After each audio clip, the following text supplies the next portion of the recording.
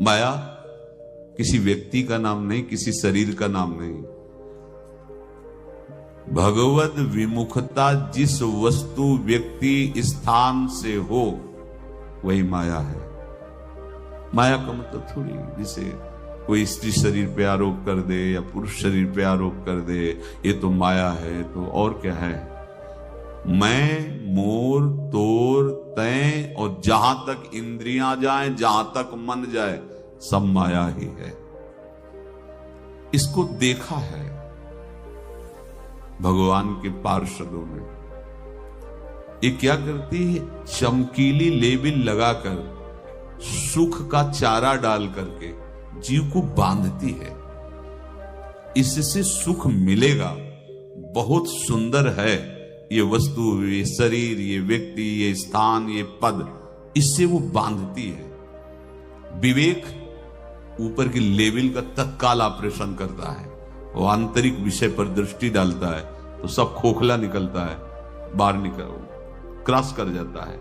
होए विवेक मोह भ्रम भागा, तब सब विषय विलास विरागा।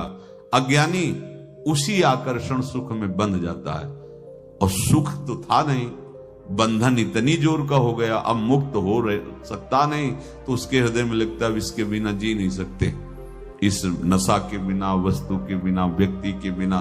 और एक सूक्ष्म बात, वो जब आपको सुख देगी तो आपको स्वतंत्रता का आभास कराएगी, और जब आप उसको छू लेंगे तो आपको परतंत्र बना देगी, भयभीत कर देगी। तो आप डाउन होकर के अपने अस्तित्व को मिटाकर पूरा जीवन बर्बाद कर देंगे। इन शब्दों को लिख लो, अपने हृदय में लिख लो। माया सुख में बांधती है नहीं उसके पास सुख। जिसे तुम सुख समझते हो वो सुख नहीं, बिल्कुल सुख नहीं, वो सुख की छाया है, तुम्हें समझ पड़ती नहीं, ये गिरधर की माया है।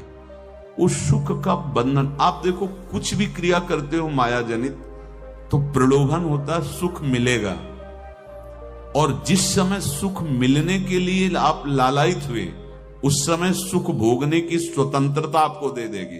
लो, आप समझ रहे हैं हम स्वतंत्र स्वामी होकर सुख भोग रहे हैं? नहीं, अब भोग लिए ना, अब गुलामी उसकी सहो। अब तुम्हें वैराग्य हो रहा कि मैं नहीं भोगूंगा, तो उसकी दृष्टि बदलेगी। समझ रहे हो? अब आप अपने आप को पूरे शरणागत कर दिए, हर तरह से तुम्हें बांध करके भगवत विमुख करके नष्ट कर देगी। ये बात अच्छे से समझ लो, अच्छे से।